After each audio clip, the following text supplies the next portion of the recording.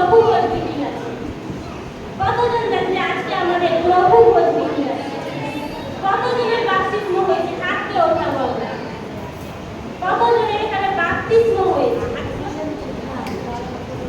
Hallelujah.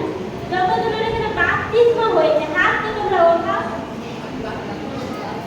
কারণ আজকে অনেক খুশির দিন, আনন্দের দিন, কিনা প্রভুর সেই ভোজ আমরা আজকে পাবো।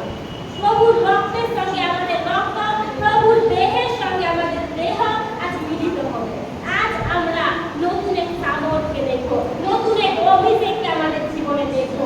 যতজন তোমরা বিশ্বাস করবে তোমাদের জীবনে তোমরা চমৎকারকে দেখবে। কতজন বিশ্বাস করি যে আজকে প্রভু ভোজকে নেওয়ার পরে আমার জীবনে চমৎকার হবে?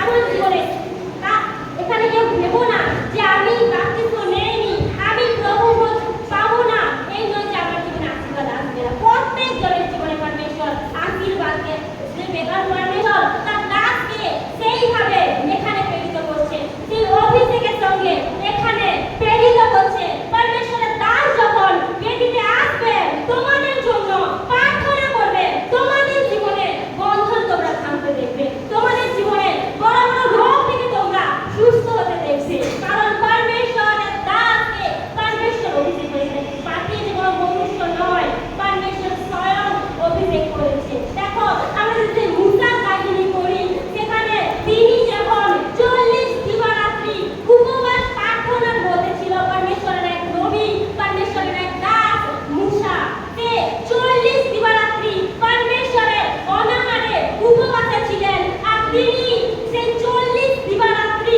তিনি পিতার কাছে কুকুর হয়ে প্রার্থনা করতেন। উপবাস চলাকালীন তিনি কুকুর হয়ে প্রার্থনা করতেন। আর যখন তিনি সেই প্রার্থনার মধ্য থেকে বেরিয়ে এসেছিলেন, সেখানে যতজন ব্যক্তি ছিল, তখন মুসার মুখ এতটাই উজ্জ্বল হয়ে গিয়েছিল, হালেলুয়া, এতটাই উজ্জ্বল হয়ে গিয়েছিল যে সেখানে প্রত্যেকজন মুসাকে দেখে ভয় পেয়ে গিয়েছিল।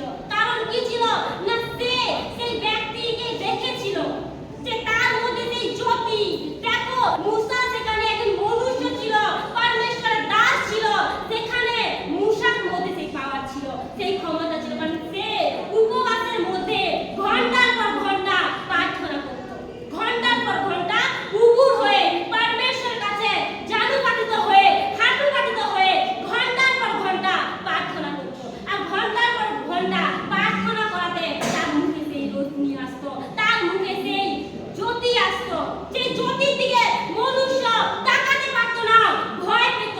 যখন প্রার্থনা থেকে উপবাস প্রার্থনার মধ্য থেকে যখন মসজিদ বেরিয়ে আসে, প্রত্যেকজন সেখানে যতজন মানুষ ছিল, যতজন ব্যক্তি ছিল, প্রত্যেকজন সেখানে ভয় পেয়েছিল। আজকে যদি মুসার মধ্যে থেকে সেই জ্যোতি দেখে যদি মনুষ্য ভয় পায়, তাহলে ঈশ্বরের মধ্যে কতই না জ্যোতি আছে। হালেলুয়া। ঈশ্বরের মধ্যে কতই না জ্যোতি আছে। সেই জ্যোতি দেখে তাহলে তোমার সেই জ্যোতি কি তোমাদের জীবনে দেখতে চাও? কারণ আমার প্রভু যিশু বলে গেছে আমি সেই জ্যোতি। প্রভু যিশু বলে গেছে যে আমি সেই জ্যোতি, যে আমার কাছে আসবে সে দীপ্তিময় হবে। কারণ তোমরা কেউ অন্ধকারে নয়, তোমরা দীপ্তি, তোমরা দীপ্তি। আর যে কেউ দীপ্তি সে কখনো অন্ধকারের হতে পারে না। আজকে তোমরা কি কেউ হতে চাও অন্ধকারের? অন্ধকারের মানে সেই পাপের, দুষ্ট আত্মা। কারণ আলো কখনোই অন্ধকারে মিশে যেতে পারে না, আলো কখনোই অন্ধকারে মিশতে পারে না। তুমি যদি আলোকে আর অন্ধকারকে এক করে দাও, কখনো মিলিত হবে না।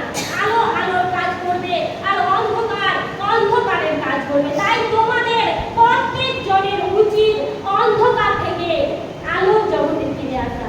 যেমন প্রভু যিশু আমাদেরকে শিখিয়ে দিয়ে গেছেন, তিনি জ্যোতি, তিনি জগৎ